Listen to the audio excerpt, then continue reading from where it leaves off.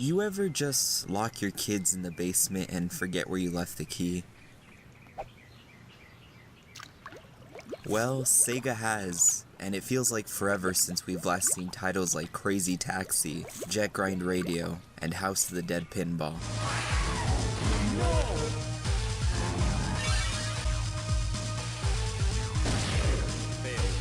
Now, take a look at me. I'm just your average, everyday kind of guy. Hi. Just like any other person, I spend my time thinking about how one day I'll die and then everything will go black forever. I also think a lot about the Dreamcast and how it was Sega's last home console, marketed as the ultimate gaming machine at the time. Sega promised to deliver on the games, graphics, online multiplayer, and it even had a CD player. Now I can play my copy of Astro Lounge.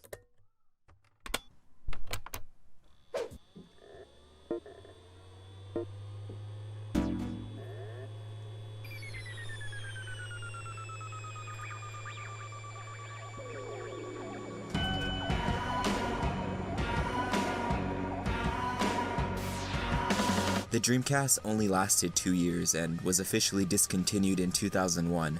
This was by far the most tragic thing to happen that year.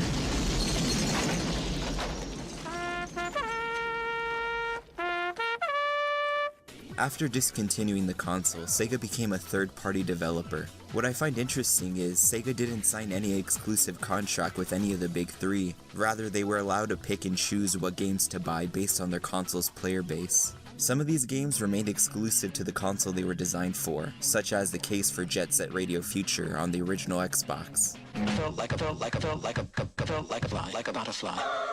They even ported Dreamcast games onto other consoles, more than often with additional features. The first Sonic game developed for a Nintendo system was Sonic Advance on the Game Boy Advance. This was a return to the 2D style of Sonic games, and a retro throwback before Nintendo did the same thing with New Super Mario Bros. And then again with New Super Mario Bros. Wii, and then again with New Super Mario Bros. 2, and then again with Nintendo even trusted Sega with the F-Zero license and gave us one of the best racing games of all time, F-Zero GX.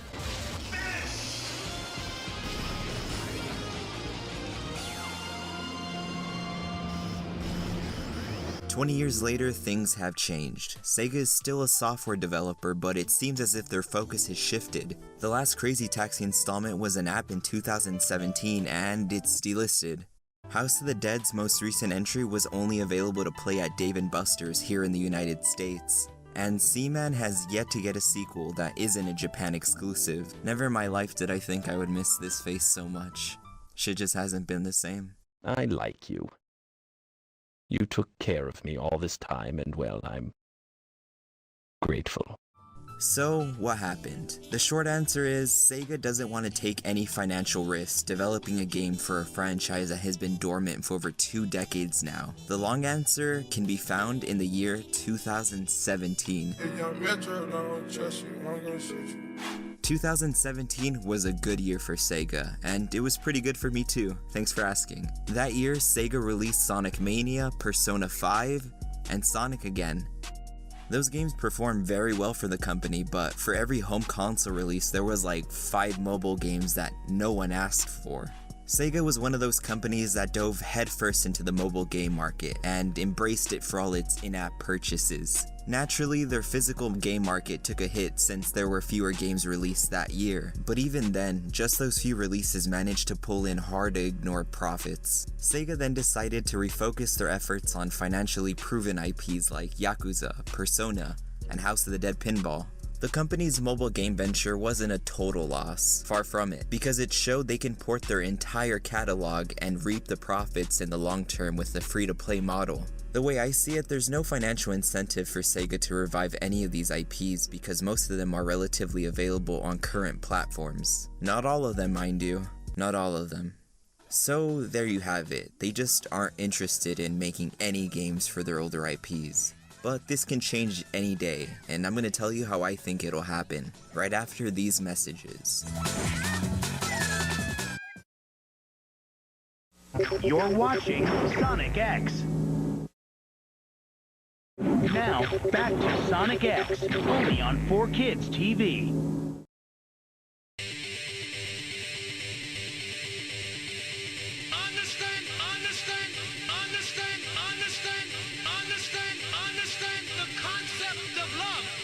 What you're looking at right now is not technically a new Jet Set Radio. It's actually a proof of concept designed by Dinosaur Games. This demo was made around 2017's Game Developer Conference. Sony expressed interest in bringing this IP back, but Sega ultimately decided not to pursue the project. No reason was given why, just no.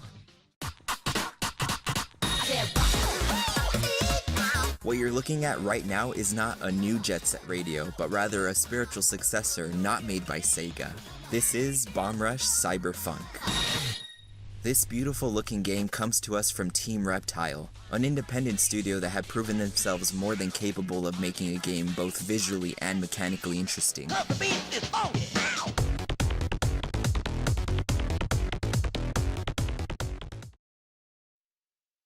Ready?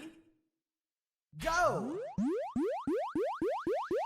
Just like the previous game, Rolled Out is a new take inspired by one of Sega's properties.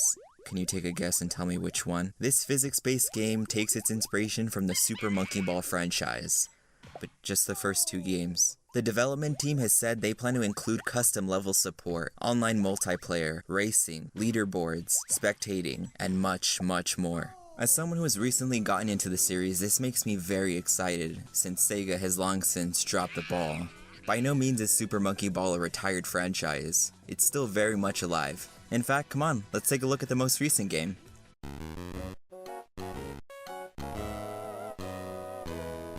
Oh. This article highlights an interview that the producer and director of Super Monkey Ball Banana Blitz HD did. In the interview, he explains that given the limited time and budget Sega allocated to the project, remaking Banana Blitz made the most sense. Quote, "I am aware that the most favored titles are the first 2 games. If there is enough support for Banana Blitz HD, this will open up doors for remaking the first 2 games, or even a whole new title in the series." Holding a beloved series hostage like this is no way to entice anyone to buy a remake of a game that was originally met with mixed reviews. I'm sure given the right budget and time, the team could have made something really great, like remaking the first 2 games, but it seems as if Sega didn't want that. So what do you do when a developer doesn't listen to its customers? Well, you turn to piracy. Well, you turn to games like Rolled Out, Bomb Rush Cyberfunk, and House the Dead Pinball. Both of these games are still very early in development, so we won't see them release anytime soon. But the point I want to leave you with is that the independent game scene is able to give fans what they want because more than often they themselves are also fans. The lead designer for Rolled Out said that making this game is like fulfilling a dream he's had since he was 10 years old. The independent game scene is vital for the progression of the video game industry, because it brings in fresh and new ideas that could never exist in a corporate world. Can you imagine in a business setting pitching an idea for a game that mimics Fleischer-era animation, but goes that extra mile of individually drawing each frame? Of course not. To any business type, that would sound like a huge financial gamble. I know the studio responsible for Cuphead later partnered with Microsoft to finance the game's production, but the game would have never caught their attention had it not been for the fan support the game initially got.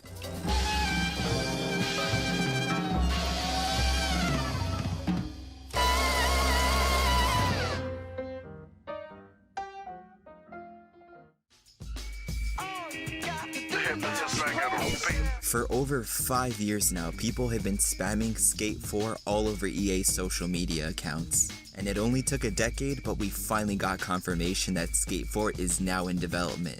During that gap between sequels came 2 independently developed games. Session, a simulation-based skateboarding game akin to the Skate franchise. Then you have Skatebird, a more arcade-based skating game similar to the early Tony Hawk games. Although the smaller scale reminds me a lot more of Disney's Extreme Skate Adventure. Activision is here today to cast 10 real kids into our new skateboarding video game, Disney's Extreme Skate Adventure.